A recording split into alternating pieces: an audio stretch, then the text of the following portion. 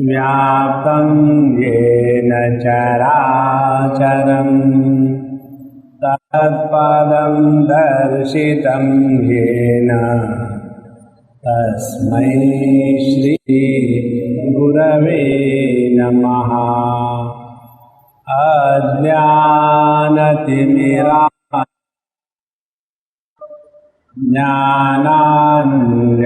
ज्ञानाञ्जनशलाकया चक्षुरुन्मीलितं येन तस्मै श्री गुरवे नमः।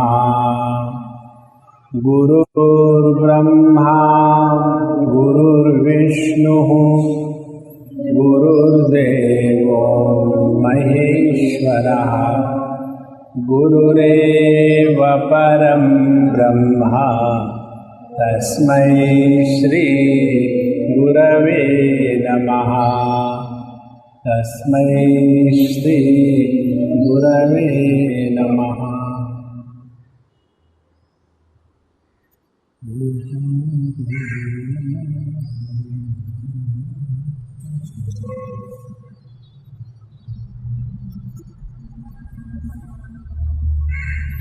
तत्व ज्ञान की चर्चा हेमलेखा और हेमचूड़ इस दंपति के बीच में चल रही थी और उसमें हेमलेखा पत्नी गुरु ने हेमचूड़ पति शिष्य को तत्व का विवरण विस्तार से करा दिया।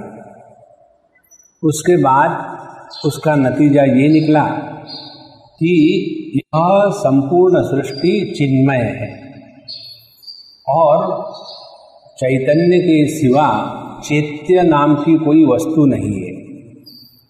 यहाँ तक बता करके 10वां अध्याय पूरा हुआ था और ये सब बातें भगवान दत्तात्रेय जी ने परशुराम जी को बताई। तब परशुराम जी के मन में प्रश्न ये आया कि यह बात कि यह संपूर्ण जगत केवल चेतना ही है, चैतन्य ही है, इसमें चैत्य या जड़त्व इसका कहीं नामो निशान नहीं है। ये बात तो केवल श्रद्धा से ही स्वीकार करनी पड़ेगी क्योंकि हमारी अनुभूति तो वैसी नहीं है। यदि हम किसी वस्तु को श्रद्धा के आधार पर स्वीकार करते हैं तो वो वास्तविक स्वीकृति नहीं होती। जैसे कई बार कोई अगला व्यक्ति अपनी बात डट के कह रहा हो और आप उस पर विश्वास नहीं करते, लेकिन वो कह रहा तो फिर हम क्या कहते, ठीक है मान लिया हमारे, अब हमको इसमें ज़्यादा खटा करने की कोई इच्छा नहीं। उसी प्रकार से जब शास्त्र बताते हैं कि यह संपूर्ण सृष्टि केवल एक चैतन्य का ही विलास है, चिद विलास है और शुद्ध चैतन्य के सिवा यहाँ कुछ नहीं, तो ये बात केवल श्रद्धा के बल पर ही स्वीकार करी जा सकती है, अनुभूति के बल पर नहीं। इसीलिए आप हमको समझाइए। तो इसमें दत्तात्रेय भगवान कहते हैं कि जिस विषय का निर्णय हम अपने बुद्धि से नहीं ले सके तो ऐसे विषय में शास्त्रों का आधार लेना चाहिए। और फिर उन्होंने ये बताया कि यह शास्त्र बताते हैं कि यह सृष्टि क्या है, तो कहते हैं देश और काल इन दोनों का विचित्र संगम माने सृष्टि। देश क्या है? देश है जो आकार को आधार देता है, वह देश, स्पेस। और काल क्या है? जो नित्य निरंतर विकार को आधार देता है, वह काल। अब देखो ये दो तत्व कैसे एक दूसरे के विरोधी है। आकाश वो है जो आकार प्रदान करता है और काल वो है जो विकार प्रदान करता है। तो यदि आकार होगा तो उसमें विकार आएगा ही, और इस आकार विकार का जो अधिष्ठान है शुद्ध चैतन्य, उसके सिवा इस आकाश का या काल का कोई अस्तित्व सिद्ध नहीं हो सकता। क्योंकि सुषुप्ति अवस्था में जब हम अपने मन को पूर्ण रूप से उपहत कर लेते हैं तो उस समय हम ना तो किसी देश में होते हैं ना तो किसी काल में होते हैं। इसीलिए यह संपूर्ण सृष्टि यदि देश कालात्मक है और इस देश काल की स्थिति केवल चेतना के आधार पर है तो ये बात स्पष्ट हो जाती है कि यह संपूर्ण सृष्टि चेतनात्मक है। अच्छा, फिर सवाल आता है कि ये सृष्टि की स्थिति कैसी है चेतनात्मक माने? तो उन्होंने बताया उदाहरण दर्पण में प्रतिबिंब का। तो दर्पण के प्रतिबिंब की एक बात हम सबको खटकती है, वो ये कि जब तक के सामने कोई बिंब ना हो तब तक के प्रतिबिंब का निर्माण नहीं होता। ये हम लोगों की प्रतिबिंब की परिभाषा है। और इसीलिए जब हम कहेंगे कि ये जगत यदि दर्पण में प्रतिबिंब के समान है तो बिंब कौन सा है कि जिसके कारण ये जगत का प्रतिबिंब निर्माण हुआ है, ये सवाल आएगा। तो उसमें बताते हैं प्रतिबिंब की परिभाषा ये है कि जो स्वयं प्रकाशित नहीं होता, जिसको अपने अस्तित्व के लिए किसी और की आवश्यकता पड़ती है, उसको कहते हैं प्रतिबिंब। तो ये बताने के बाद फिर ये सवाल बना ही रहता है कि ये जगत यदि प्रतिबिंब है तो कैसे बिना बिंब के सब तैयार हुआ? तो उन्होंने ये बताया था कि क्योंकि यह जो शुद्ध चिति है, परमात्मा है या माहेश्वरी शक्ति है, उसका संपूर्ण स्वातंत्र्य, और इस संपूर्ण स्वातंत्र्य के कारण ही बिना किसी बिंब के यह जगत का निर्माण होता है। पिछली बार बताया था दर्पण प्रतिबिंबानाम दर्पणान्य अनन्यता यथा चिदात्म प्रतिबिंबानाम चिदात्म अनन्यता तथा। जिस प्रकार से दर्पण का प्रतिबिंब दर्पण के सिवा कुछ नहीं होता, उसी प्रकार से यह संपूर्ण जगत चिति रूपी दर्पण में प्रतिबिंबित होने के कारण यह चैतन्य के सिवा कुछ है ही नहीं।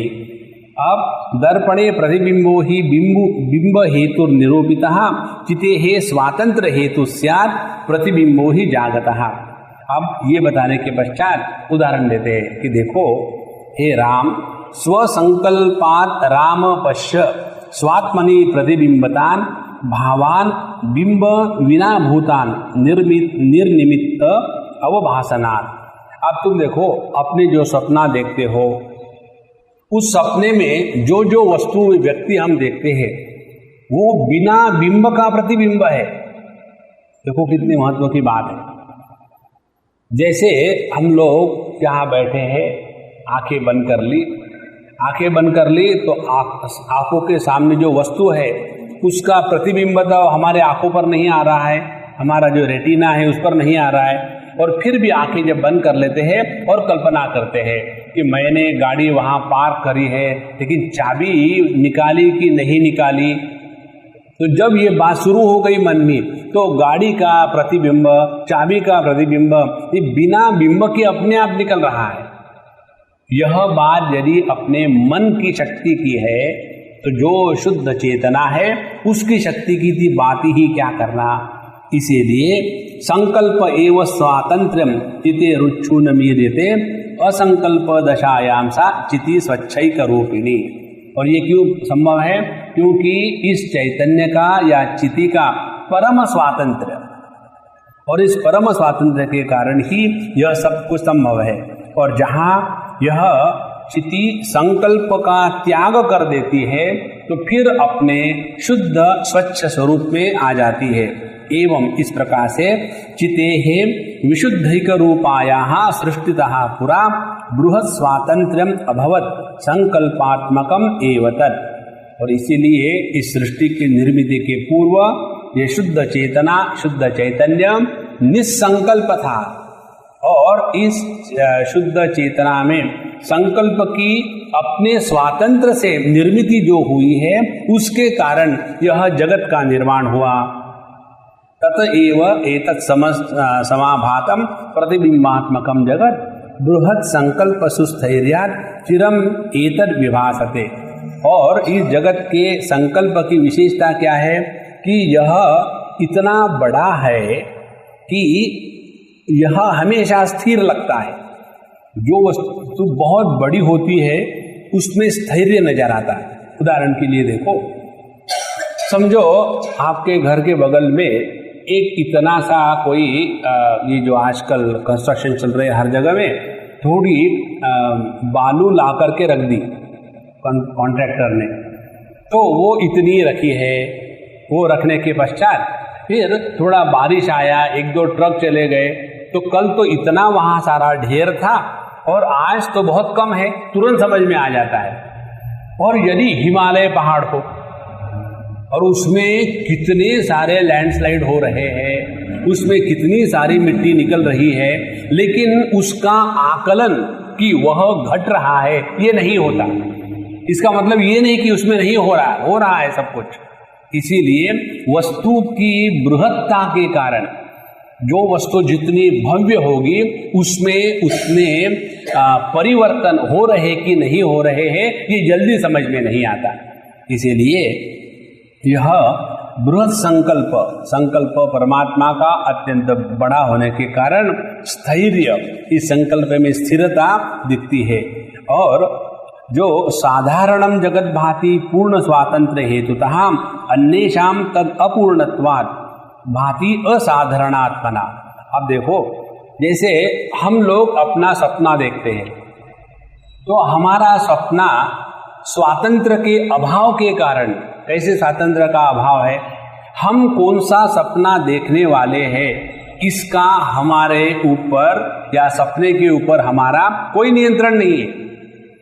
कब कौन सा सपना आएगा इसका हमको स्वातंत्र नहीं है। हमको तो इतना भी स्वातंत्र नहीं है कि हम घर से निकलने के बाद मंदिर में जाएंगे या कहीं और चले जाएंगे।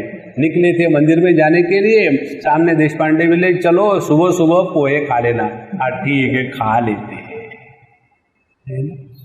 तो हमारा स्वातंत्र इस तरह का, तो यहाँ बताते हैं जो अन्येषाम, जो साधारण व्यक्ति है, उनका यह संकल्प का स्वातंत्र्य परिपूर्ण न होने के कारण उनके द्वारा जो निर्मित सृष्टि है उसका आकलन सबको नहीं होता। और आगे कहते हैं यह स्वातंत्र्य, बहुत सुंदर बात है ये, जब हम पढ़ रहे थे तो बड़ा आनंद आया। जब ये स्वातंत्र्य धीरे धीरे बढ़ना शुरू हो जाता है, देखो इस समय हमारी स्थिति ये है कि हमारा मन हमको डिक्टेट कर रहा है। हम जो चाहते हैं वो हमारा मन नहीं करता, मानो रिवोल्ट पर है। रिवोल्ट पार्टी ऑफ इंडिया, हर चीज में रिवोल्ट है। अच्छा, जब हम धीरे धीरे इस मन के स्वातंत्र को जागृत करते हैं, संकल्प शक्ति को, माने क्या, हम जो चाहेंगे वही हमारा मन करेगा, तो उसके द्वारा क्या होगा इसका उदाहरण बताते हैं। अभ्यासात् मणि मंत्राद्यैहि स्वातंत्र्यं तु यथा यथा। जैसे हम अभ्यास करें, ध्यानाभ्यास इत्यादि, वो करके अपने मन के संकल्प का नियंत्रण करने का खूब अभ्यास करें। इसीलिए ध्यान की जो अनेक प्रक्रियाएं हैं उसमें एक भाग ये होता है कि जब हम शांत होकर के आसन पर बैठ लेते हैं तो उस समय पहली बात जो हमको सीखनी है, करनी है, वो ये कि क्या हमारा मन हमने बताए हुए संकल्प को लंबे समय तक धारण करता है कि अपने मर्जी से उठ के चला जाता है। देखो, हम शुरू कर देते हैं हरि ओम हरि ओम, हार्डली 2-3 बार भी नहीं हुआ होगा, उसके बीच में 25 संकल्प आ जाते, 2 बार भी नहीं होता।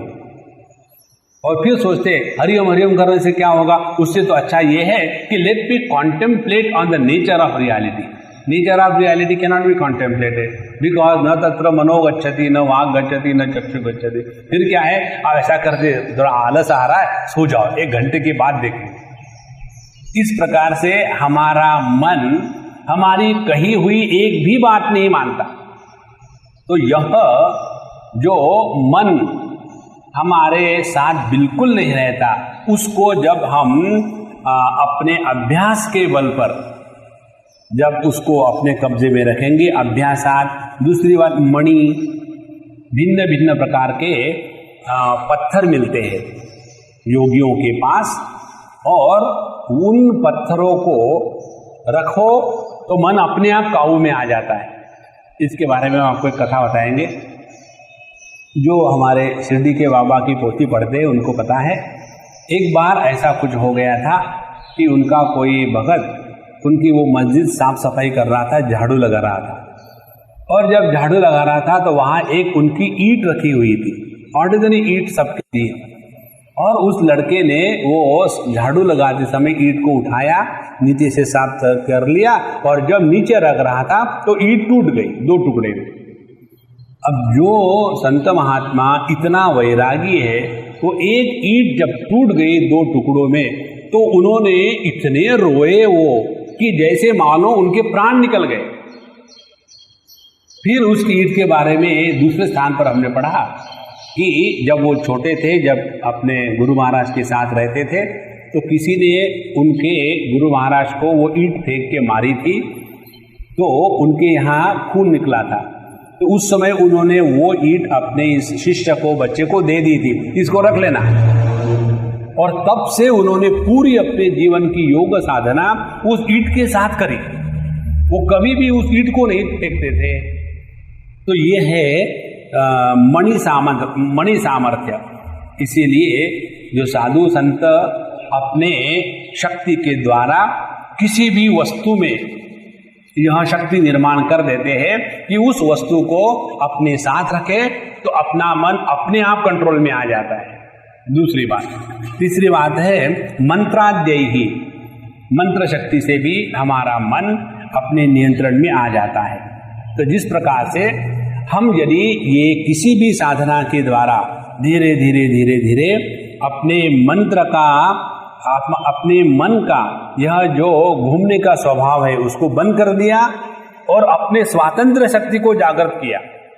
तो अपनी स्वातंत्र शक्ति को जागृत करना माने क्या? हमारा मन हमारे कहने के अनुसार चले और किसी के अनुसार नहीं। तो क्या होगा? स्वातंत्र्यम तु यथा यथा त्यजेत संकोचम आत्मस्थम तथा तत्र ही भाषणम। उतनी हमारी संकल्प शक्ति जागृत हो गई, और ये संकल्प शक्ति जागृत होने के बाद आप संकल्प करो मात्र और वैसी बात होने लग जाती। ये कल्पना नहीं है संतो, ये वास्तविकता है। यदि ऐसा नहीं होता तो बड़े बड़े साधु संत सिद्ध पुरुष अपने ही स्थान पर बैठ करके पूरे दुनिया का भ्रमण करके आते हैं। वो जो चाहे हो जाता है। किसी को भी कह दे कि जैसे अभी हमारे ज्ञानेश्वर महाराज के जीवन में ही आता है कितने बार, तो जहाँ उन्होंने संकल्प किया कि ये जो ईंट की पत्थरों की दीवार है वो चले, तो वो जादू नहीं थी, वो संकल्प शक्ति थी। और इसी संकल्प शक्ति को जब हम परिपूर्णता से जागृत करते हैं तो उसी व्यक्ति के माध्यम से ऐश्वर्य प्रकट हो जाता है। तो कहते हैं अभ्यास मणिमंत्राद्यैहि स्वातंत्र्यम तु यथा यथा त्यजेत संकोचम आत्मस्थम तथा तत्र ही भाषणम। तो जितना जितना इस अभ्यास मणि मंत्र इसके प्रभाव से जितनी जितनी हमारी स्वातंत्रता मन की शक्ति की बढ़ेगी, उतना उतना हमारे जो संकल्प के द्वारा निर्माण किए हुए पदार्थ है उसका दर्शन लोगों को होने लगेगा। ध्यान से सुनना, ये प्रसंग बहुत महत्व का है।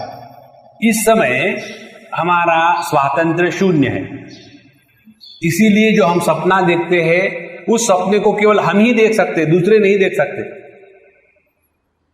क्योंकि हमारे मन में वो शक्ति है कि किसी चीज का निर्माण करे।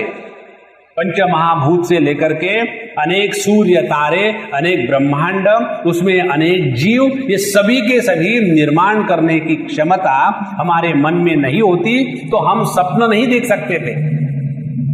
तो ये क्षमता हमारे सब में है, लेकिन इस क्षमता का उपयोग हम, क्योंकि हमारा स्वातंत्र्य खो बैठे हैं, इसीलिए हमारी स्वप्न सृष्टि का दर्शन हमको स्वयं को छोड़ करके किसी को नहीं होता।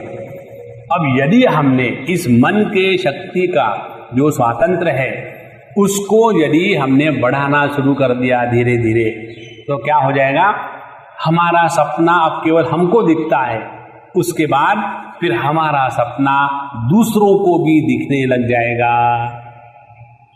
देखो, उस स्वप्न सृष्टि का अनुभव केवल अपने तक ही सीमित नहीं रहेगा। ये बात बहुत आवश्यक है समझने, और ये केवल मन की शक्ति का सौंदर्य है। तो त्यजेत संकोचम आत्मस्थम, तो उसका जो संकोच है कि इस मन के द्वारा निर्माण की हुई सृष्टि केवल अपने ही में रहती है, किसको नहीं दिखती, यह संकोच नष्ट हो जाता है। उदाहरण देते हैं, पश्य ऐन्द्रजालिकम राम, हे राम, हे परशुराम, देखो ऐन्द्रजालिकम, जो सृष्टि इस जादूगरों ने निर्माण करी होती है ऐसी है निरुपादान योगतः, वो किसी भी दूसरे वस्तु का योगदान नहीं लेते, ये केवल निरुपादान से ही भासयन्तम जगत चित्रम संकल्पाद एव सर्वतः। और इसीलिए यह जो योगी या इंद्रजालिक होते हैं केवल अपने संकल्प से कितनी चीजें दिखती है।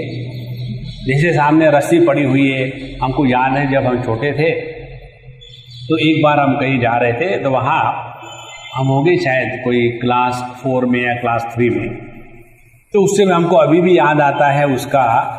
तो उसने वो जो डमरू बजा करके बच्चा लोग ताली बजाओ, हम लोग सामने बैठ करके ताली बजाते थे, तो उस समय उसने पत्थर लिए और हम सबके सामने, और बोले मैंने क्या उठाया, तो बच्चे लोग पत्थर उठाए, और फिर देखो अब क्या हो रहा है, ऐसा ऐसा उसने करना शुरू कर दिया हाथ से, तो उसमें से पैसों की आवाज आने लग गई, और फिर उसने सबको दिखाया क्या है, पैसे है, रुपए के सिक्के। अब फिर उसने उठा करके सब फेंक दिए, तो हम सब बच्चे दौड़ कर गए पैसे उठाने के लिए, वहां कुछ नहीं था, केवल पत्थर मात्र थे।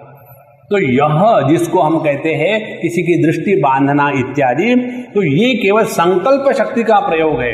फिर ये संकल्प शक्ति को हम चाहे अभ्यास के द्वारा जागृत करें, चाहे किसी पत्थरों के द्वारा या मंत्र शक्ति के द्वारा। कहने का तात्पर्य क्या है कि जहां हमारा स्वातंत्र्य इस मन शक्ति के साथ जितना ज्यादा जागृत होगा, उतना हमारे मन की जो निर्मिति है उसको ज्यादा लोग देख सकेंगे। परमात्मा का स्वातंत्र्य परिपूर्ण है, और इसीलिए परमात्मा ने निर्माण की हुई सृष्टि सबके लिए समान दिखती है। देखो कितनी महत्व की बात। तो भासयन्तम जगत चित्रम संकल्पाद एव सर्वतः, इसके बारे में विचार आते हैं सभी ग्रंथों में। जैसे भागवत महापुराण में ये प्रसंग आता है, देवहूति जी का विवाह हो गया और उसके पश्चात वो अपने पति की सेवा करने में लग गई, और उसके अनेक साल सेवा करने के पश्चात एक बार उनको याद आया कि अरे अपनी पत्नी भी है और मैं तपस्या में लगा हुआ हूँ, और इतनी बढ़िया राजकुमारी है और यहाँ आकर के सुखी सी हो गई है। फिर उन्होंने कहा कि देखो तुमने मेरी बहुत सेवा करी है, बताओ तुम्हारी क्या इच्छा है। तो कहती है एक पत्नी की क्या इच्छा होती है पुत्र प्राप्ति को छोड़ करके। तो फिर उन्होंने अपने योग शक्ति के द्वारा वहाँ एक दिव्य भव्य विमान निर्माण किया। दोनों ने नहा धो करके शरीर की पूरा कायाकल्प कर दिया, वो स्वयं भी जवान हो गए और अपने पत्नी को भी उनका सौंदर्य लौटा दिया। उसके बाद वो अनेक हजारों सालों तक इस विश्व का भ्रमण करके और उन्होंने खूब भोग भोगे, उनमें उनको 9 कन्याएं पैदा हो गई। और फिर वो कहते हैं कि देखो अब मुझे जाने दो तपस्या करने के लिए, तुम्हारी इच्छा पूरी हो गई, तुम इनके साथ रह लो, उनकी शादी करा देना जो करना है। बोले नहीं, आपने तो मुझे वचन दिया था कि जब तक कि कोई लड़का नहीं होता तब तक कि आप नहीं जाएंगे। तो फिर उनको कपिल जी महाराज पैदा होते हैं उस देवहूति को।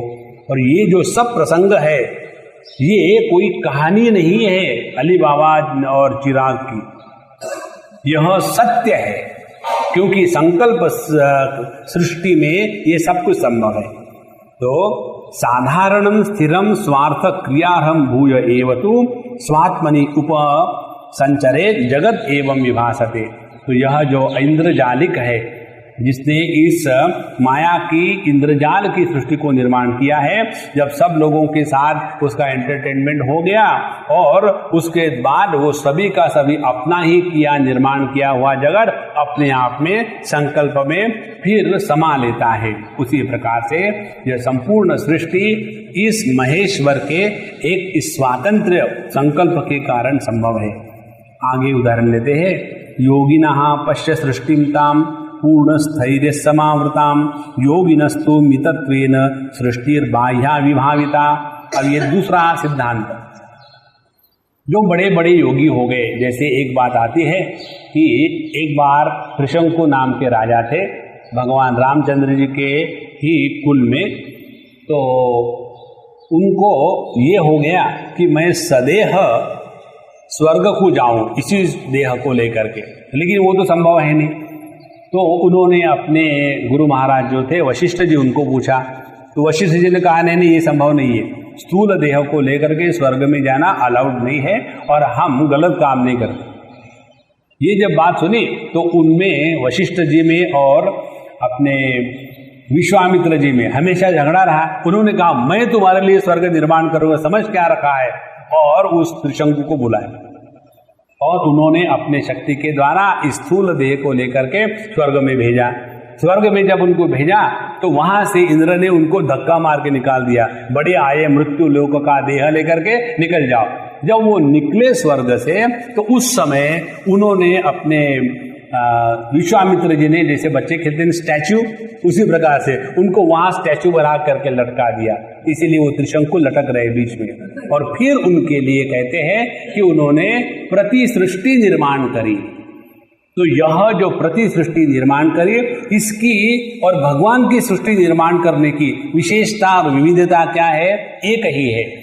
योगी लोग जो सृष्टि निर्माण करते हैं वो स्वयं को उस सृष्टि के बाहर रखते हैं,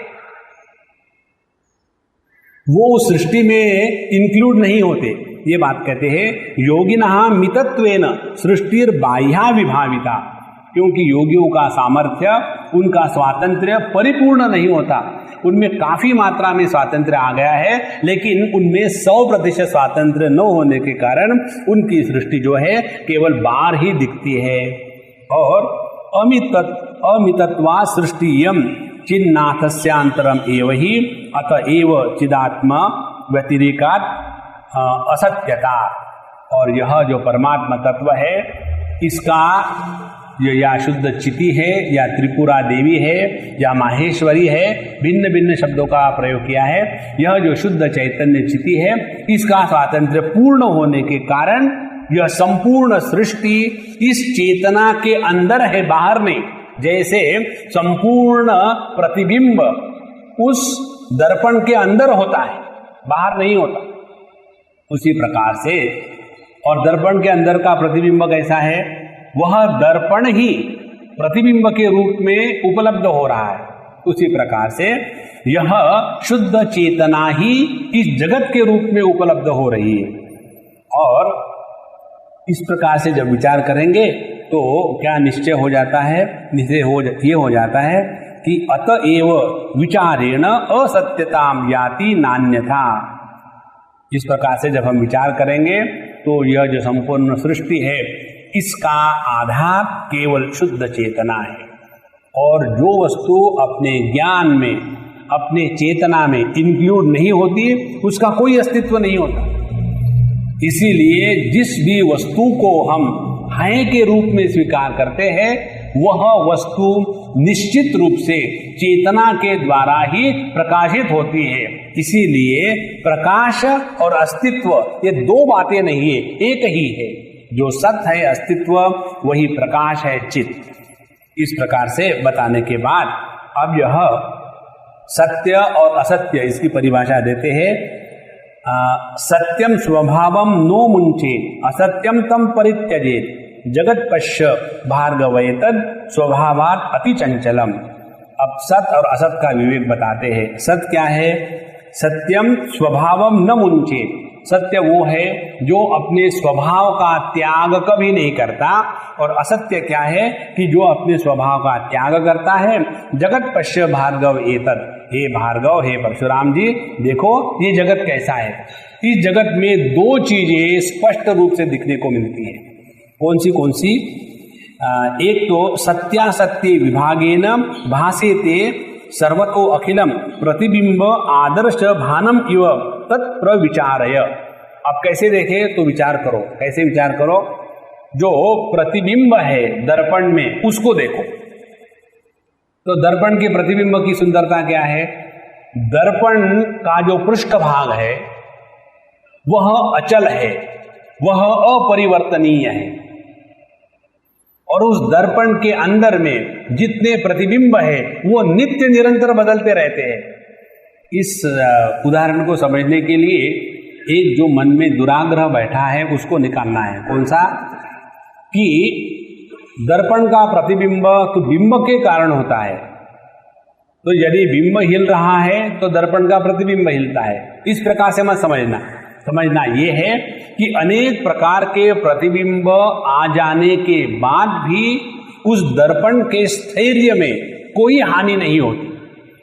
चाहे फिर वो प्रतिबिंब पानी का रहे, चाहे वो प्रतिबिंब अग्नि का रहे, चाहे वो प्रतिबिंब संत साधु संत का रहे, चाहे वो प्रतिबिंब अज्ञानी का रहे, इस किसी भी प्रकार से उस दर्पण के पृष्ठ पर कोई भी आंच नहीं आती। उसी प्रकार से यह जो शुद्ध चेतना है, यह चेतना सभी प्रकार के परिवर्तनों को प्रकाशित करते हुए किसी के भी द्वारा प्रभावित नहीं होती, ऐसा समझो। देखो कैसे बात है, और ये सत्य है, सबका हमारा यही अनुभव। इसका न समझने का या अनुभव न आने का एकमात्र कारण ये है कि हम लोगों ने पहले अभ्यास करके रखा है। कौन सा अभ्यास करके रखा है? कि हम देह है और उस देह के अंदर प्राण है, क्योंकि जब प्राण निकल जाते हैं तो देह को मरा हुआ कहते हैं, तो देह के अंदर प्राण है। फिर कहते हैं प्राण के अंदर मन है, मन के अंदर बुद्धि है, और फिर उसके अंदर आनंदमय कोश है, और उसके अंदर एक छोटे से तिल के जैसे हम आत्मा नाम के बैठे हुए। और ये बात इतनी जबरदस्त हो चुकी है कि किसी भी प्रकार से दूसरे प्रकार से विचार प्रारंभ ही नहीं होता। अब हमको बताते हैं, जैसे साधु संत अपने इसमें ग्रंथों में लिखते हैं कि गुरु की कृपा से मेरी जो आंखों की जो पुतलियां है वो उल्टी हो गई। तो उल्टी हो गई माने क्या? पहले जो मैं समझता था कि अन्नमय कोश के अंदर प्राणमय कोश है, ऐसी बात नहीं है। प्राणमय कोश के कारण अन्नमय कोश का अस्तित्व है, और इसीलिए प्राणमय कोश हो गया आधार और अन्नमय कोश हो गया आधेय। एकदम विचार ही बदल जाए। फिर यह मनोमय कोश हो गया आधार, और अन्नमय और प्राणमय कोश वो बन गए आधेय। उसके बाद विज्ञानमय कोश बन जाएगा आधार, और पहले 3 कोश बन जाएंगे आधेय। और ऐसा करते करते जब आगे जाएंगे तो आनंदमय कोश बनेगा आधार, और जागृत और स्वप्न ये 2 अनुभूतियां बनेगी आधेय। और इस आनंदमय कोश का अधिष्ठान है यह शुद्ध चैतन्य। इसीलिए यह शुद्ध चैतन्य में ही सब कुछ है, ये किसी में नहीं है। 9वें अध्याय में भगवान यही कहते हैं, मया ततमिदं सर्वं जगद अव्यक्त मूर्तिना मस्थानि सर्वभूतानि न च अहम तेषु अवस्थितः न च मस्थानि भूतानि पश्य मे योगमैश्वरम। मैं जो अव्यक्त मूर्ति हूँ, जो मैं जिसका कोई आकार नहीं है, ऐसे निराकार मैंने सभी को जितने भी आकार वाले वस्तु है उनको आधार दिया है। लेकिन विशेषता क्या है? बाहर से दिखने के लिए आपके दृष्टि से भगवान कहते हैं मैं सब में हूं और सब मुझ में है, ये आपकी दृष्टि। लेकिन आप मुझे पूछो तो मुझ में कुछ भी नहीं है। क्यों? कि मेरे सिवा इस जगत में दूसरा कुछ है ही नहीं। मत्तः परतरम नान्यत् किंचिदस्ति धनंजय। यह जो रिडल है ये समझ लेना माने आध्यात्मिक प्रगति होना। तो जैसे उदाहरण के लिए अपने पानी, समुद्र और लहरों का उदाहरण लो, उसमें सब बातें क्लियर हो जाती है। पानी कहता है मया ततमिदं सर्वं जगद व्यक्त मूर्तिना मस्थानि सर्वभूतानि। मैं जो निराकार हूं, देखो पानी निराकार है, पानी को निर ही कहते हैं ना, इसीलिए निराकार, जिसका अपना कोई आकार नहीं। और यह जो पानी जिसका अपना कोई आकार नहीं है, वही सभी आकार युक्त लहरों को आधार दे रहा है। और इसीलिए सभी लहरें कहाँ है, माने सभी आकार कहाँ है, सभी के सभी आकार इस पानी में है, इस समुद्र में। अच्छा, यदि हम ये कहें कि समुद्र या पानी बिना आकार के नहीं रह सकता, तो ये तो गलत बात हो जाएगी। पानी का अपना कोई आकार नहीं, इसीलिए उसको कहाँ भी रखो वो कंफर्टेबल है। जिसका अपना विशेष आकार होता है उसी में परेशानी तैयार हो जाती है। अच्छा, पानी के दृष्टि से देखो तो जब वो कहते हैं कि वो मुझ में है लेकिन मैं उनमें नहीं हूं, कारण क्या कि सभी लहरें मुझ में है, मैं उनमें नहीं का तात्पर्य क्या हुआ कि प्रत्येक लहर का जन्म होता है लेकिन मेरा जन्म नहीं होता, प्रत्येक लहर बढ़ती है लेकिन मैं नहीं बढ़ता, प्रत्येक लहर बूढ़ी हो जाती है लेकिन मैं बूढ़ा नहीं होता, और प्रत्येक लहर मर जाती है लेकिन मैं नहीं मरता। यदि वो आप में और आप उनमें है तो उनके सभी विकार आप पर होने चाहिए ना। ऐसा क्यों हुआ? इसकी सीक्रेट ये है कि असली बात पूछो कि ना मैं किसी में हूं ना कोई मुझ में है, क्योंकि एकमेवा द्वितीय नेह नानास्ति किंचन। यह जो विचार की प्रणाली है इसको बताने के लिए यहां बताते हैं कि आदर्शः ही अचलः तत्र चलम ही प्रतिबिंबकम। जो जो आदर्श है, यह जो दर्पण है यह अचल है और उसका प्रतिबिंब चलम है, नित्य बदलने वाला है। तथा जगत चलम, यह संपूर्ण सृष्टि नित्य निरंतर बदलने वाली है। अचलम संवित सर्वभावितम, और यह जो संवित है, शुद्ध चेतना है, उसमें किसी भी प्रकार का कोई भी बदल या परिवर्तन नहीं हो रहा है। मेरा ध्यान से सुनना, जो वस्तु गति के कारण निर्माण होती है वो वस्तु वास्तविक नहीं होती, ये सिद्धांत है। आप उदाहरण ले लो, पहले तो साधु संतों को उदाहरण जगत के देते थे और आजकल तो सब तैयार है, इसीलिए उदाहरण समझने में कठिनाई नहीं। जैसे ये इलेक्ट्रिक फैन की एडवर्टाइजमेंट आती है, बड़े बड़े होर्डिंग होते हैं और उसके ऊपर ये नियॉन साइन उसके होर्डिंग होते हैं, और वो जब स्विच ऑन हो जाता है तो उसमें ऐसे लगता है कि वो फैन के पत्ते घूम रहे हैं। तो वहां जो गति दिख रही है, तो क्या वहां असल में वो फैन के पत्ते घूम रहे हैं? नहीं घूम रहे। तो जो वस्तु माने वहां वो फैन के पत्तों का घूमना, यह गति के कारण निर्माण हुआ है और इसीलिए वो वास्तविक नहीं है। दूसरा उदाहरण देते हैं अपने दिवाली के दिनों में फुलझड़ी, जिसको कहते हैं हमारे मांडुक्य की भाषा में अलात शांति। तो जहां फुलझड़ी को हाथ में ले लिया, उसके बाद ऐसे जब घुमाते हैं तो वहां चक्र निर्माण हो जाता है, तो वो चक्र वास्तविक नहीं होता। इसी प्रकार से और आगे चलो, जहां हमारा मन स्पंदित हो गया, मन के स्पंदन के कारण ही स्वप्न और जागृत, इन दोनों अनुभूतियों का हमको सबको अनुभव है। जहां मन का स्पंदन शांत हो गया, जैसे सुषुप्ति अवस्था में, तो जैसे मन का स्पंदन सुषुप्ति अवस्था में शांत हो गया, तो वहां हम स्त्री है या पुरुष है,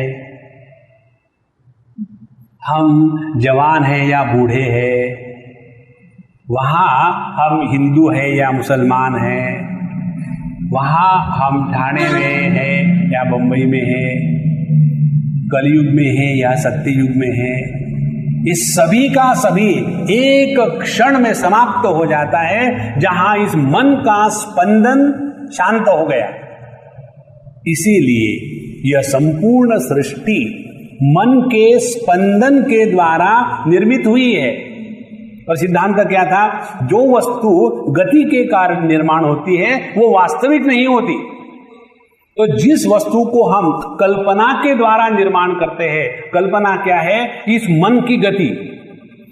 एक लड़का एक लड़की को देखता है, देखने के बाद उसके मन में गति निर्माण हो जाती है, ये लड़की बहुत सुंदर है, पता नहीं लोगों को कैसी नहीं दिखी, मुझे ही दिख गई, अब तो मैं इसी से शादी करूंगा, उसके लिए कुछ भी करने को तैयार हूं। ये सभी के जो सभी संकल्प विकल्प है, ये इस मन का स्पंदन है। और इस स्पंदन के कारण उसने उस लड़की में सुंदरता देखी, और जब शादी कर लेता है मन के स्पंदन शांत हो जाते हैं, तब असलियत नजर आती है, सुंदरता गायब। तो उस लड़की में जो सुंदरता देखी वह काल्पनिक है, वास्तविक नहीं है। वास्तविक क्या है, वास्तविक लड़की है। तो लड़की में जो सुंदरता है केवल अपने मन के स्पंदन के कारण है। इसीलिए यह सिद्धांत बहुत तगड़ा है कि यह संपूर्ण जगत अपनी चेतना के स्पंदन के कारण जो अहम इदम का द्वैत निर्माण हो जाता है, तो इसी संकल्प से यह संपूर्ण सृष्टि का निर्माण हो जाता है। देखो भैया, ये बात हमको ऐसे लगता है कि समझो मैं संकल्प करूं कि ये जो लोहे का डंडा यहाँ है, ये एक बहुत सुंदर सा पेड़ बन जाए, और मैंने संकल्प किया ये डंडा पेड़ बन जाए, और खोल के देखा कुछ नहीं हुआ। और फिर हम क्या कहेंगे, ये जो कहते हैं ना शास्त्र में कि संकल्प के द्वारा सब कुछ निर्माण होता है, हमारे संकल्प से आज तक कुछ हुआ नहीं, इसीलिए शास्त्र गलत है। ये बात नहीं है। बात यह है कि हमारे संकल्प में शक्ति नहीं है। हमारे संकल्प में शक्ति क्यों नहीं है? क्योंकि हमने हमारे संकल्प का कभी भी आदर नहीं किया, अनादर किया। संकल्प में शक्ति तब आती है कि जब हम अपने संकल्पों का आदर करते हैं। इसीलिए साधु संतों के संकल्प क्यों वो परिपूर्ण हो जाते हैं? क्योंकि उनके प्रत्येक संकल्प में सृष्टि निर्मिति की शक्ति है। तो यथा आदर्श ही अचलः तत्र चलम प्रतिबिंबकम तथा जगत चलम संविद अचलम सर्वभावितम। और ये सर्वभावितम सबके द्वारा सम्मत है कि यह शुद्ध चेतना, शुद्ध चैतन्य, इसमें आज तक कोई भी परिवर्तन ना हुआ है, ना होने वाला है। कारण क्या? प्रत्येक परिवर्तन को प्रकाशित करने वाला अपरिवर्तनशील होना आवश्यक है। परिवर्तन का प्रकाशक अपरिवर्तनशील ही होता है, और यही एक कारण है जिसके कारण हम बूढ़े होने के बाद भी हमको ऐसे लगता है अभी तो हम जवान ही हैं। कारण क्या है? हम जो अपने को बूढ़े नहीं समझते, उस समय हमारा एक भाग जो है वो इस अपरिवर्तनीय शुद्ध चैतन्य के साथ एक है, और दूसरा हमारा जो भाग है वो ये नित्य परिवर्तनशील देह के साथ हो गया है। और इन दोनों की खिचड़ी होने के बाद फिर हमारा अनुभव कैसा है? हम चाहते हैं देह युक्त हो करके हम नित्य निरंतर बने रहे, ये असंभव है। इसीलिए हम अपरिवर्तनशील है, यह प्रत्येक का अनुभव है। किसी को भी अपने बदलने का अनुभव नहीं होता। और इसी कारण से जब पहली बार कोई हमको अंकल या आंटी कहते हैं ना, तब गुस्सा आता है। क्योंकि हम तो अभी तक बड़े हुए ही नहीं, लेकिन छोटे बच्चे तो देखते हैं ना, तो छोटे बच्चे आकर के पूछेंगे aunty what is the time, और फिर वो लड़की इतना लाल पीली हो करके कहती है कि मुझे कुछ भी कहो, आंटी मत कहो, दीदी कहो। इसकी एक बात बताओ आपको, मुझे बड़ी हंसी की बात, एक बार मैं कहीं गया था और वो अम्मा काफी बूढ़ी है, she must be about 72 not out. अब भगवान की दया से उनके बाल बिल्कुल ज़्यादा सफ़ेद वगैरह नहीं हुए। अब प्रभु की लीला है, उसमें कौन सी खास बात है। अच्छा, पता नहीं आर्टिफिशियल है क्या, मनुष्य की लीला। तो वो हमारे साथ एक कोई काम से हम गए उनके यहाँ, युवा केंद्र का एक बच्चा था, और जब उनके यहाँ गए तो उन्होंने कहा आजी भाई मला पानी हवा है। बिफोर गिविंग वाटर, पानी देने के पहले उसने क्या कहा कि देखो मुझे ताई कहा करो, आजी भाई मत कहा करो। राम राम राम राम। अब 75 में जाकर के भी कारण क्या है? कारण यही है कि मैं स्वयं बदल रहा हूं, ये अनुभव हमको कभी नहीं आ सकता। देखो कितनी सरल बात है। We can not experience that we have change, और लोग कहते बदलो, कैसे बदलेंगे? तो अतएव ही भाषा नाम विचार असहरूपता तथा ही सूर्यालोको ही वस्तु नाम अवभासकः उलूकादि दिवान्धानाम विपरीतो अंधकारवत् प्रकाशत्वात् अंधकारत्वे न विविक्ते अनयोः स्फुटे। इसीलिए भावानाम, जिस जिस वस्तु को हम दर्शन करते हैं, देखते हैं, वह विचार के द्वारा सिद्ध नहीं होती। किसी भी वस्तु का दर्शन करो आप, जहां हमने उसका योग्य प्रकार से विचार किया कि किसी भी वस्तु को जो हम देखते हैं तो हम द्रव्य को कभी भी नहीं छूते। जैसे उदाहरण के लिए हम समझो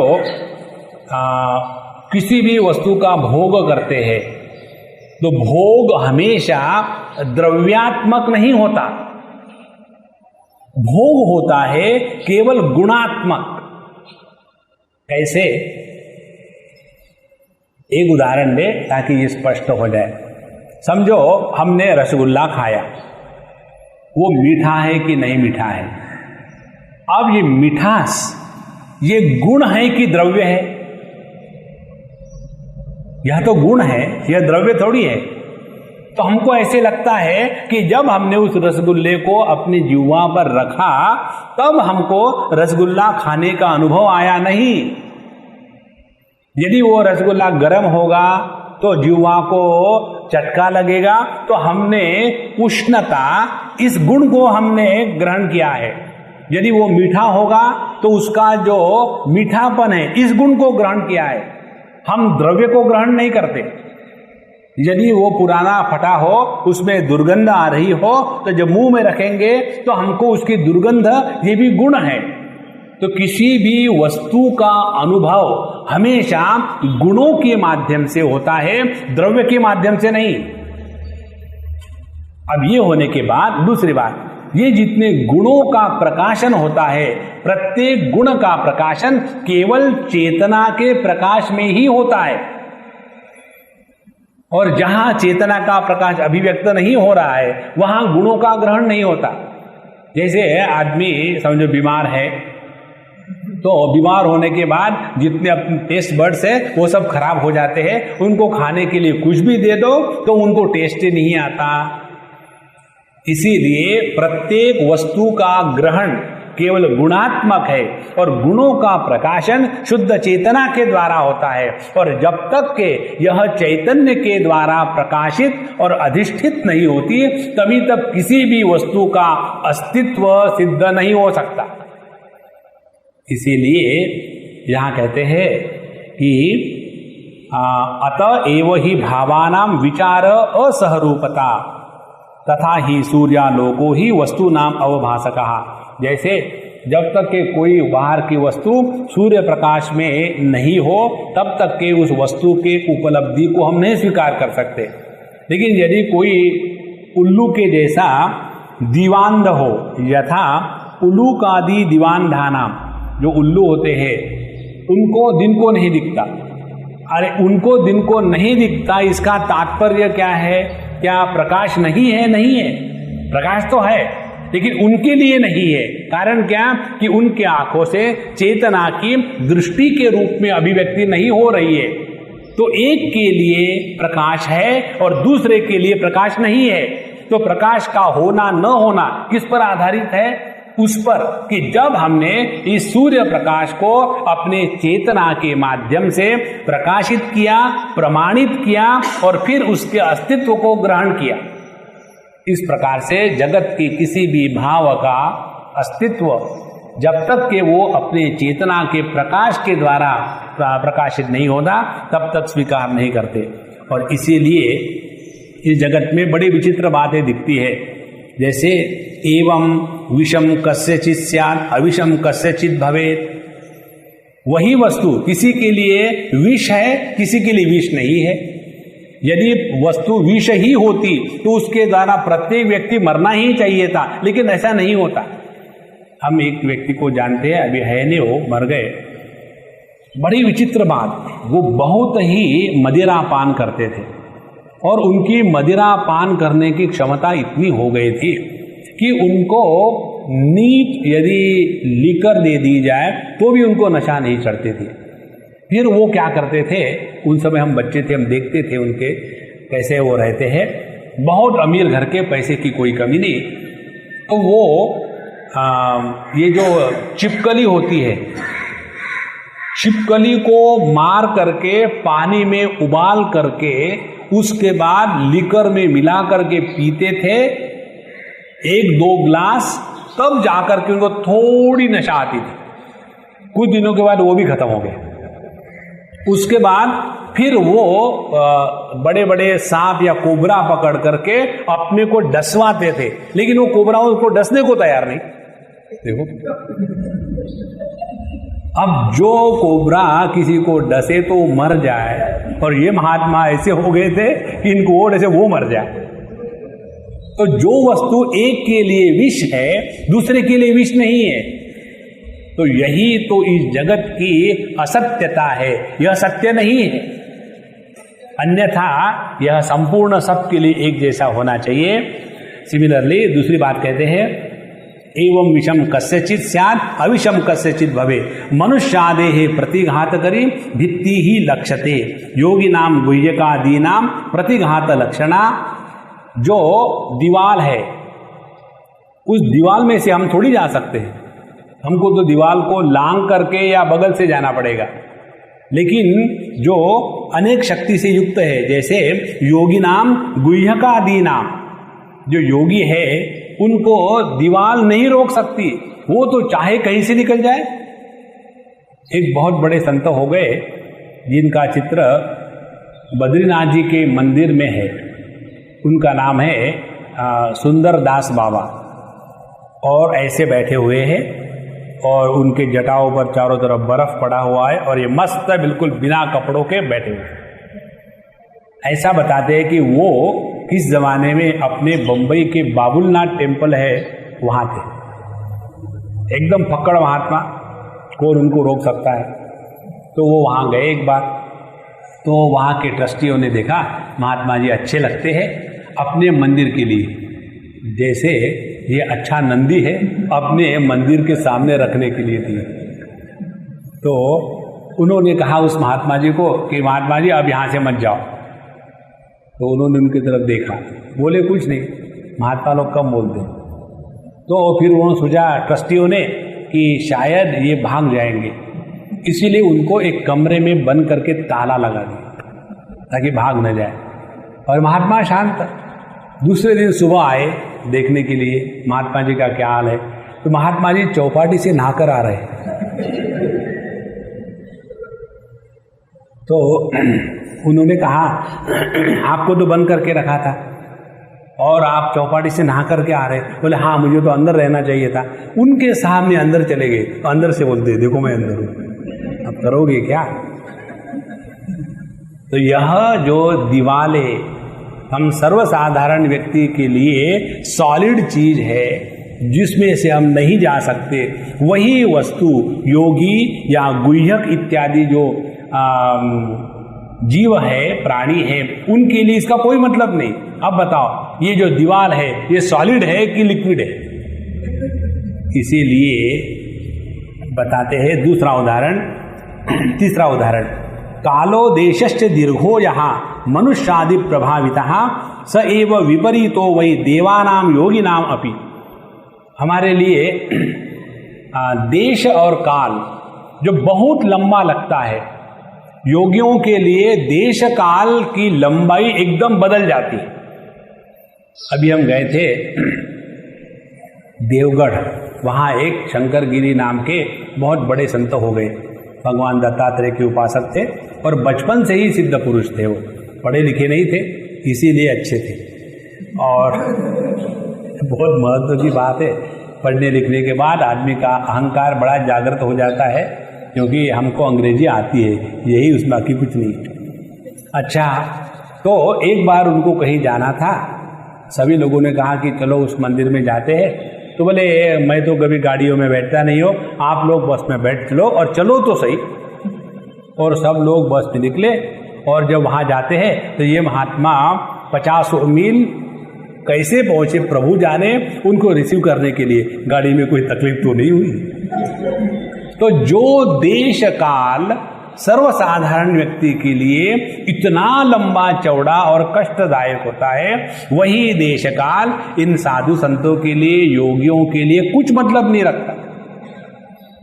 इसीलिए यह जो जगत है जिसमें हम सब चीज देख रहे हैं, तो इसको हम कैसे स्वीकार करें कि ये जगत सत्य है? इस जगत को प्रकाशित और प्रमाणित करने वाली यह जो शुद्ध चेतना है, वही सबका आधार है और वही अपना स्वरूप है। तो स एव विपरीतो वही देवानाम योगिनाम अपि। अब देखो, ये हम लोगों का अनुभव है। जब हम लोगों की नींद खत्म हो जाती है, लेकिन हम नींद से अपने बिस्तर से नहीं उठते, तो क्या करते हैं? बिस्तर में ही पड़े रहते हैं। और वहाँ पढ़ने के बाद नींद तो नहीं आ रही, फिर अपना मन कुछ ना कुछ विचार करने लग जाता है। और उसके बाद ऐसे लगता है कि अरे बाप रे, बहुत समय हो गया, अब तो मुझे लगता है कि 10 बज गए। और समझो ये हुआ सुबह में 4:30 बजे, और ऐसे लगता है कि कब से मैं पता नहीं सो रहा हूँ, मुझे लगता बहुत समय निकल गया। और जब नींद खोल करके आंखें खोल के देखते हैं तो कितना हुआ? 4:35। तो 5 मिनट के अंदर में हम इतने समय का विचार कर चुके होते हैं, ऐसे लगता है कि बहुत समय निकल गया। तो यह जो काल की स्केल है, द स्केल ऑफ टाइम, उसी प्रकार से देश का जो दैर्घ्य है, the expanse of space, it is totally relative. और इस प्रकार से इस जगत का देश कहो या काल कहो या वस्तु कहो, इसका एक नियम किसी के साथ नहीं है। जैसे छोटे बच्चे जब निकलते हैं कहीं घूमने के लिए वगैरह, तो बहुत उनको जोश रहता है, चलो जल्दी चलो जल्दी चलो, कब निकलेंगे। और उसके बाद गाड़ी में बैठे तो गाड़ी शुरू भी नहीं हुई, कब पहुंचेंगे। माने उनके लिए जो काल का कंसेप्ट है इज टोटली डिफरेंट। इसीलिए यह देश कहो का, चाहे काल कहो, चाहे वस्तु कहो, इसका एक रूप से निर्णय यही हो सकता है कि यह केवल इस चेतना की ही अभिव्यक्ति है, और इसलिए यह संपूर्ण विश्व केवल चैतन्यात्मक है। दर्पणे भासमानस्य दूरादेर अदूरता यथा। जैसे इस जगत की देश काल की स्थिति कैसी है, यह दर्पण में प्रतिबिंबित देश काल की स्थिति की जैसी। देखो कितना सुंदर उदाहरण है। समझो हमने दर्पण में एक व्यक्ति को खड़ा कर दिया दर्पण के पास 1 फीट के ऊपर, फिर दूसरे व्यक्ति को खड़ा कर दिया 10 फीट के ऊपर। तो इसके कारण हम ये थोड़ी कहेंगे कि भाई जरा 10 फीट चौड़ा आईना ले आओ, क्यों कि हमको बहुत डीप देखना है। नहीं, आईना तो उतना ही रहता है थिन, 1 mm या 2 mm, लेकिन उसके अंदर देश का दैर्घ्य, इसकी कोई अंत नहीं है। उसी प्रकार से दर्पण में प्रतिबिंबित देश काल का दैर्घ्य और विस्तार, इसकी जो स्थिति है वही स्थिति इस जगत के देश और काल की है। और इस सब का आधार जो शुद्ध चैतन्य मैं हूं, और इसीलिए संपूर्ण सृष्टि केवल मेरी ही अभिव्यक्ति है। हमारे मांडुक्य उपनिषद में इस विचार को बड़ा सुंदर बताया है।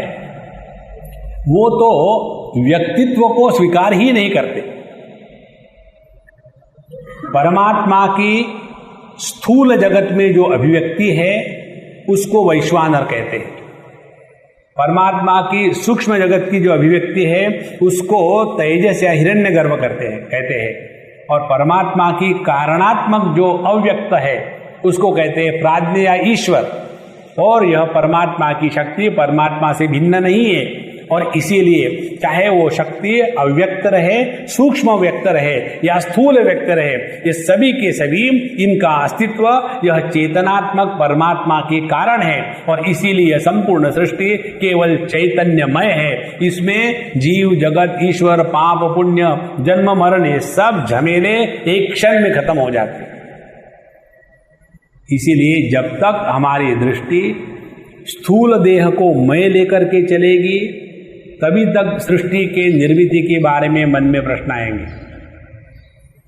जब तक हमारी दृष्टि इस सूक्ष्म देह को मैं लेकर के चलेगी तभी तक किसी और शक्तिशाली भगवान की उपासना करने को मन में इच्छा होती है, क्योंकि हम अपनी शक्ति से कुछ नहीं कर सकते।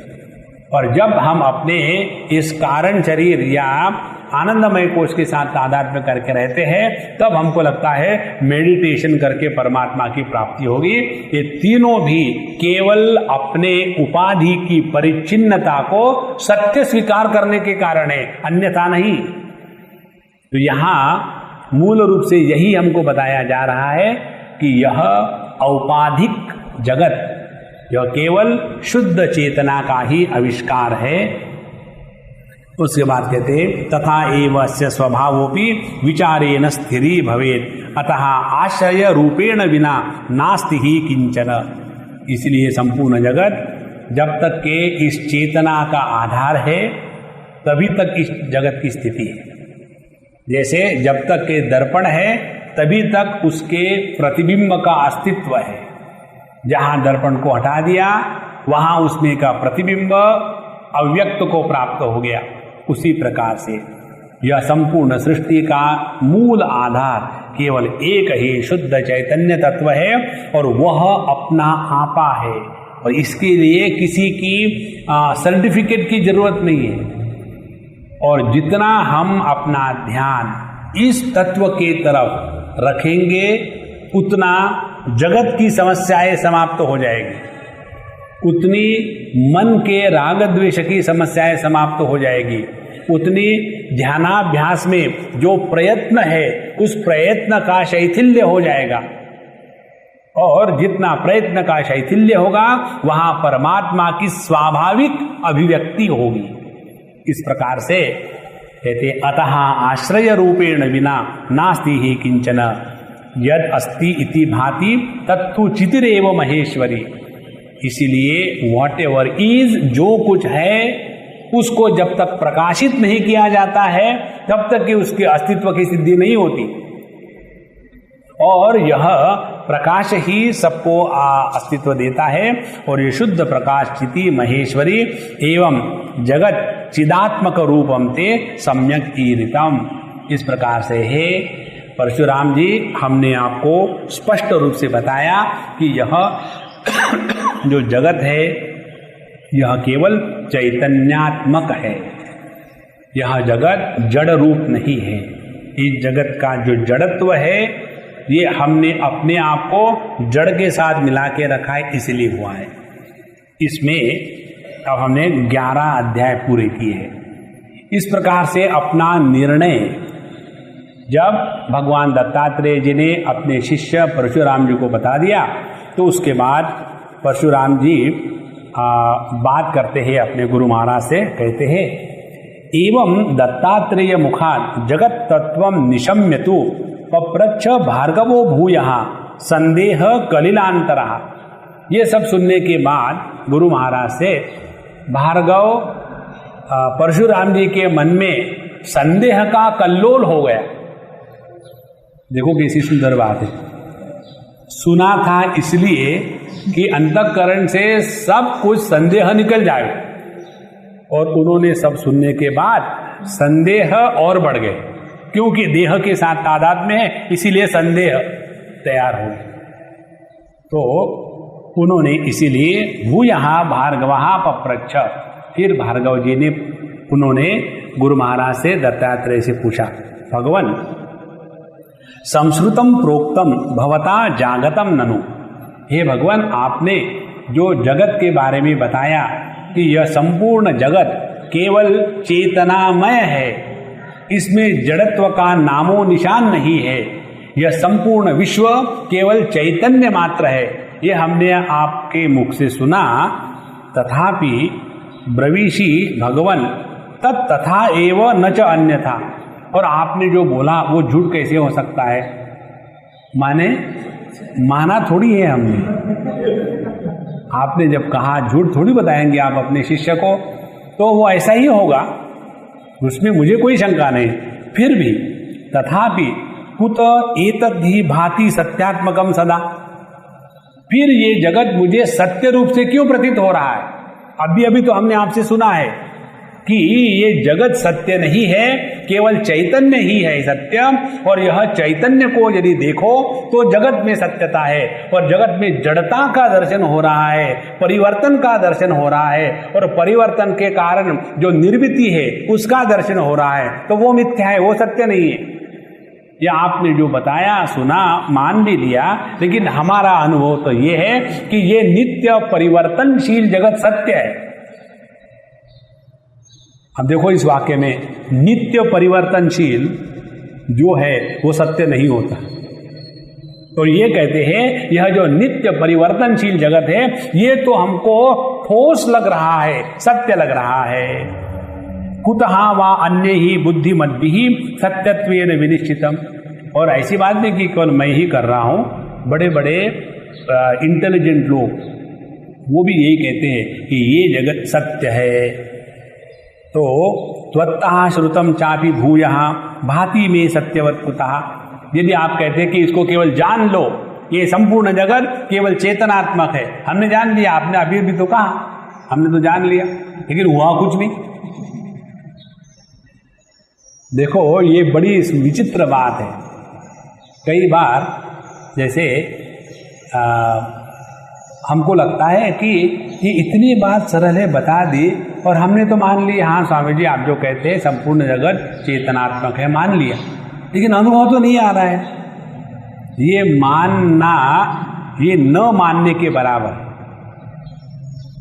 तो त्वत्तः श्रुतम चापि भूयः, हमने आपसे तो यही सीखा है, समझा है, सुना है कि ये जगत असत्य है, फिर भी भांति में सत्यवत, फिर भी मुझे स्पष्ट रूप से सत्य दिख रहा है। ऐसा क्यों? ब्रूहि एतत् कृपया नाथ यथा नश्चेत अयम भ्रमः, हे नाथ, हे गुरु महाराज हमको फिर से बताओ जिसके द्वारा हम इस भ्रम को नष्ट कर सके। इत्यापृष्टो भार्गवेन दत्तात्रेयो महाशयः जगत सत्य भ्रांति मूलम प्रवक्तुम उपचक्रमे।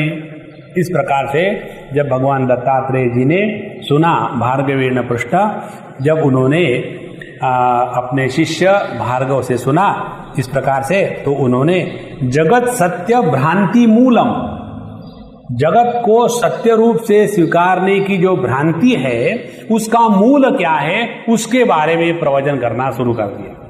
तो क्या कहते हैं? शृणु राम जगत भ्रांते है मूलम एतत् सनातनम वस्तु अविद्या पूर्वकम यद वृद्धा भावनमेव तत्। कहते हैं परशुराम जी सुनो, इस जगत के भ्रांति का जो अनादि मूल कारण है वो ये है कि जो वस्तु अज्ञान के द्वारा सिद्ध हुई है उसको हमने दृढ़ता से, भावना से पक्का पकड़ के रखा। जो वस्तु अज्ञान के द्वारा सिद्ध होती है उसको यदि हम सत्य के रूप में स्वीकार करें तो ये जगत निर्माण हो जाता है। अब कैसे देखो, हम प्रत्येक व्यक्ति के मन में अपने स्वयं के बारे में एक कोई ना कोई चित्र होता है. We all have some image about ourselves. जैसे उदाहरण के लिए कोई व्यक्ति ऐसा हो, उसको ऐसे लगता हो कि मैं बड़ा सिंसियर हूं. कोई क्या, सभी को ऐसे लगता है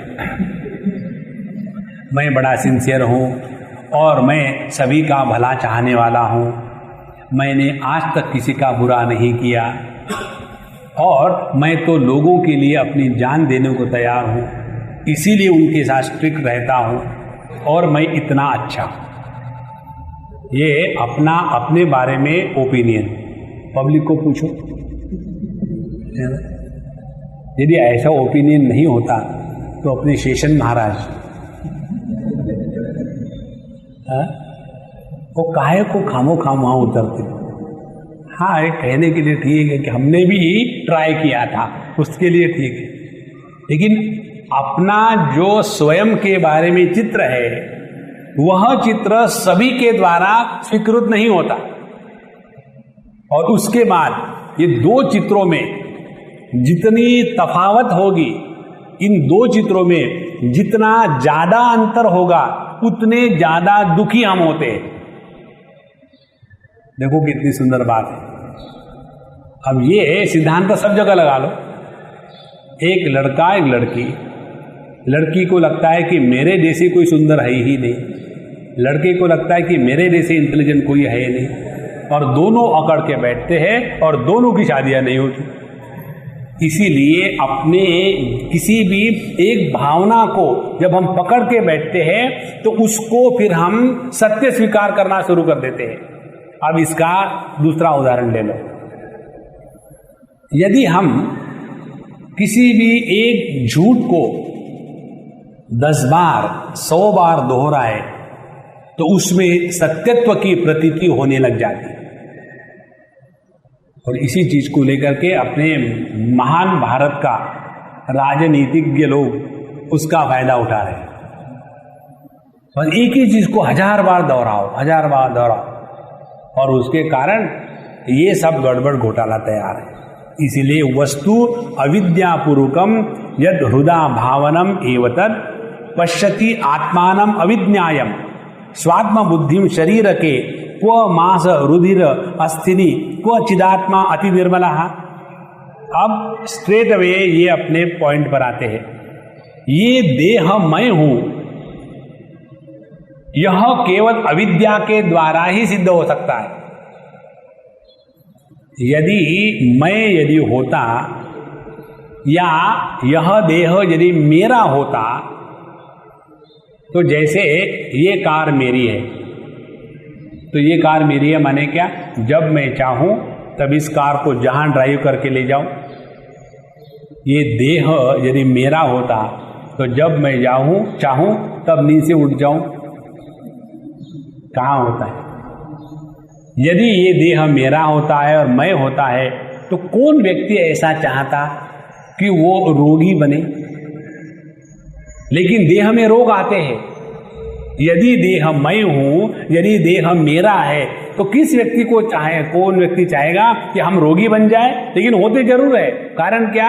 ना तो देह अपना है, ना तो हम देह है. इसके बावजूद भी हम इसी चीज को लेकर के चलते हैं कि यह देह मैं हूं, और फिर इसकी भावना इतनी दृढ़ हो जाती है. अभी की बात है, हमारे बम्बई के ट्रस्ट के एक ट्रस्टी देहांत हो गया, बंसी भाई का. तो हम वहाँ जाकर सब आ गए, और आने के बाद एक व्यक्ति ने हमको फ़ोन किया. बूढ़े, वो भी उनके कॉन्टेम्पररी, कोई 78 नॉट आउट के बैटिंग चल रही. अब उनका फ़ोन आया, स्वामी जी वहाँ आप आए थे, हम बोल नहीं सके, सब कुछ ठीक ठाक है. और फिर वो कहते, स्वामी जी अब अपना भी नंबर लगने वाला है. तो हमने कहा, प्रभु आज तक जितना सीखा सबका कूड़ा कर दिया. कहते हम जरूर है कि हम स्वामी जी के डिवोटी हैं और वेदांत के नीचे नहीं उतरते. एकमेवाद्वितीय नेह नानास्ति किंचन, और सत्यम ज्ञानमनंतम ब्रह्म यो वेद निहितम गुहायाम परमे व्योमन सोष्णुते सर्वान कामान। पब्लिक को कब तक बेवकूफ बनाएंगे? देखो जरा ध्यान से सुनो, यदि किसी के मृत्यु को देखने के बाद अपने मृत्यु के बारे में एक भी संकल्प उठता है तो समझ लेना हमारा देह अध्यास ज्यों का त्यों इंटैक्ट है। हमने अपने आप को देह के सिवा कुछ नहीं समझा, इसीलिए ये प्रश्न मन में आता है। तो हमने कहा प्रभु आप जो कह रहे हो स्वामी जी, अब अपना नंबर आने वाला है, आप हमको प्रॉमिस करो। क्या?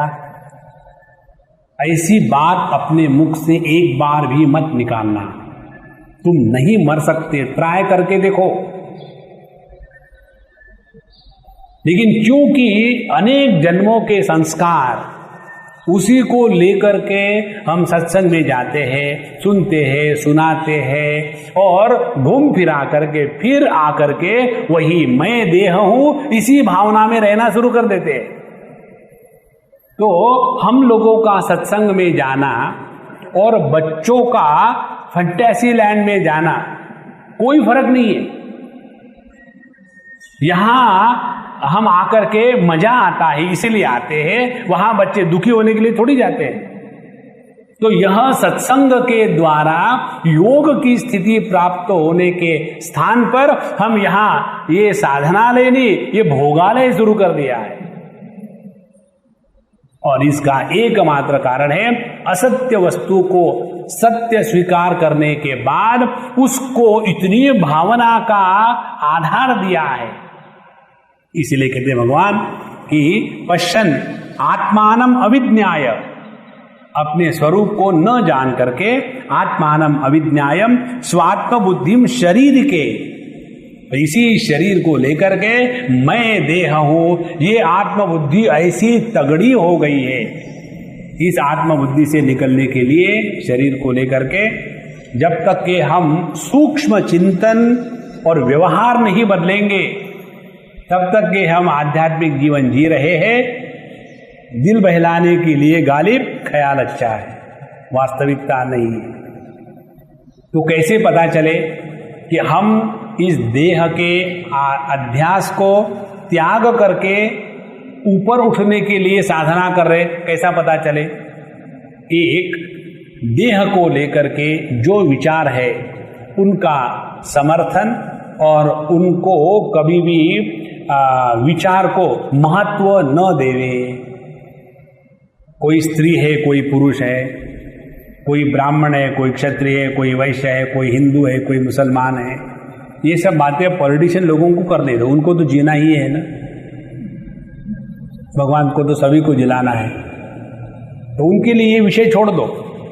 हम यदि वास्तविक रूप से आध्यात्मिक साधक है तो किसी भी प्रकार से इस स्थूल देह को लेकर के किसी भी विचार को ना तो प्रवृत्त करे ना तो समर्थन करे।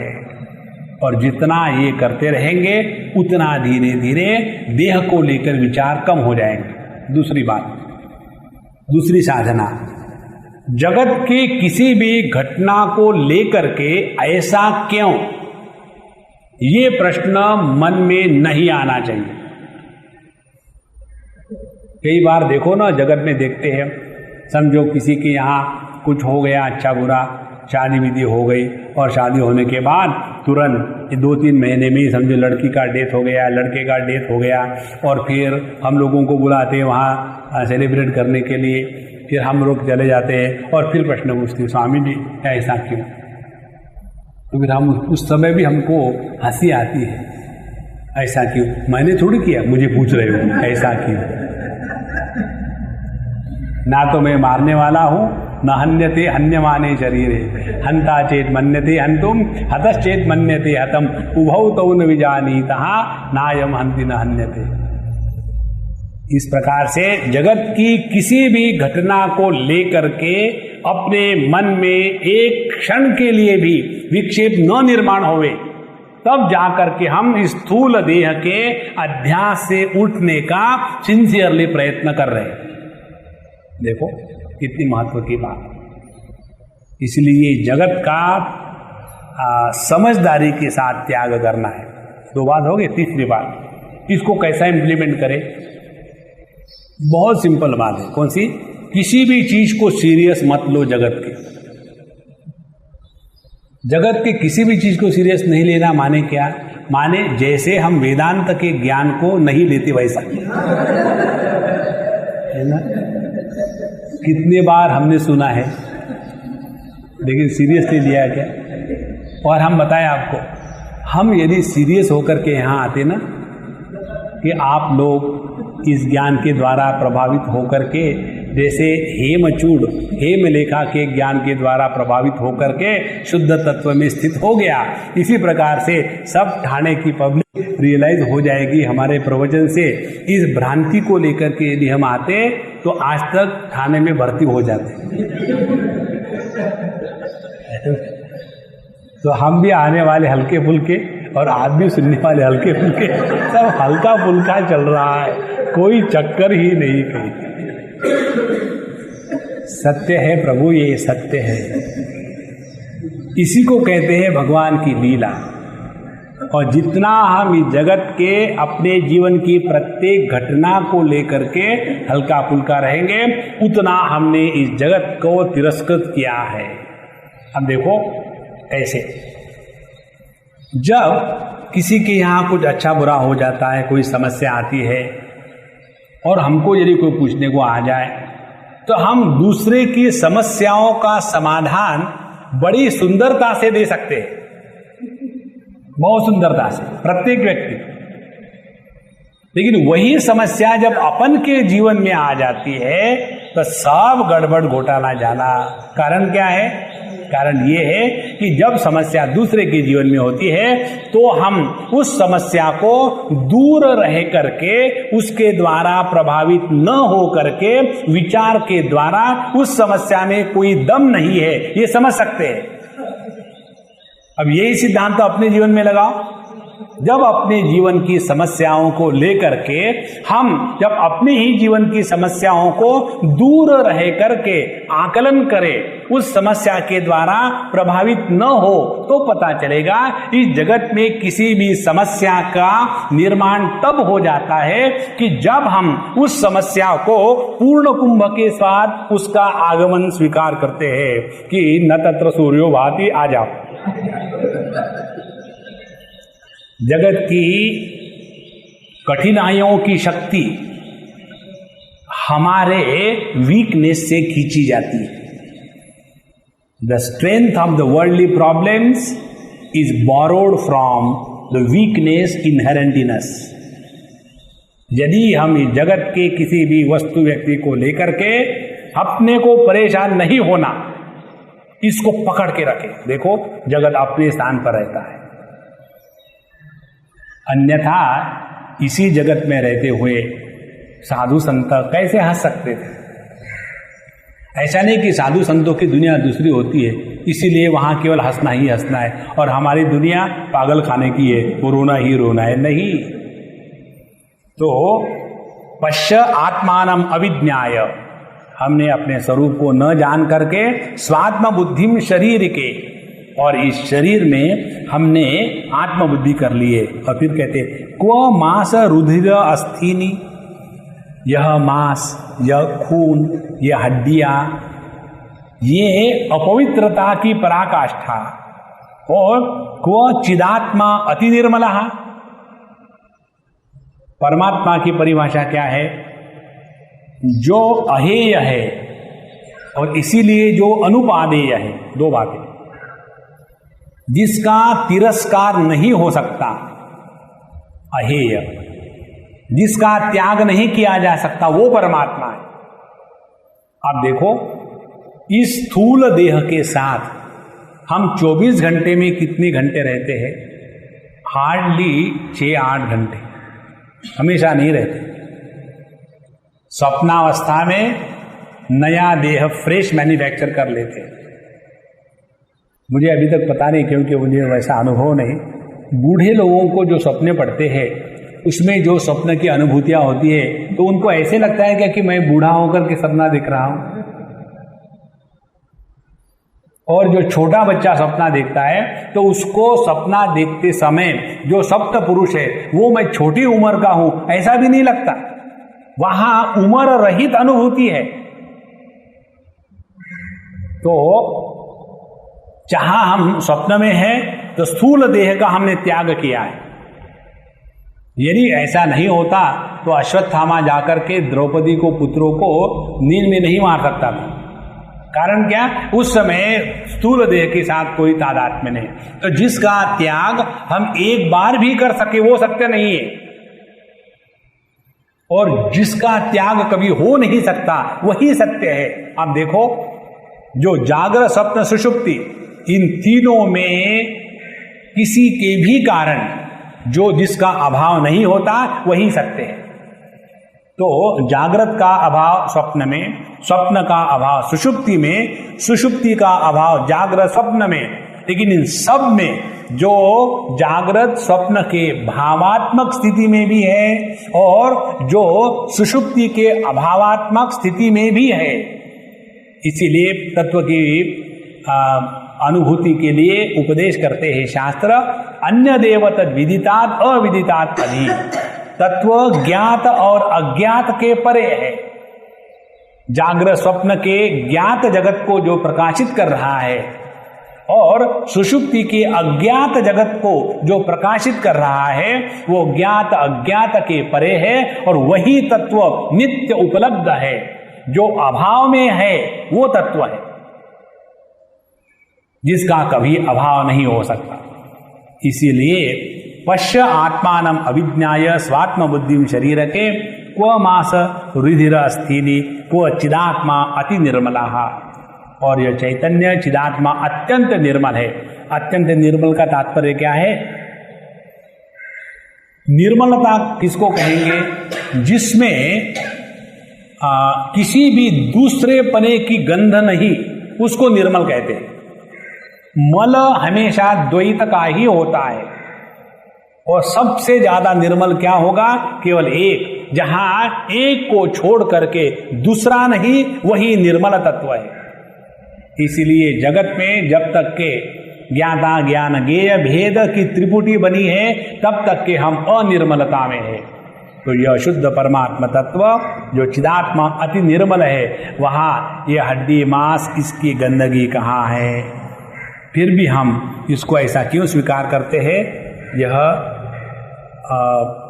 कारण अगले श्लोक में बताएंगे भगवान, उस समय हम लेंगे। अभी श्री कृष्णा ओम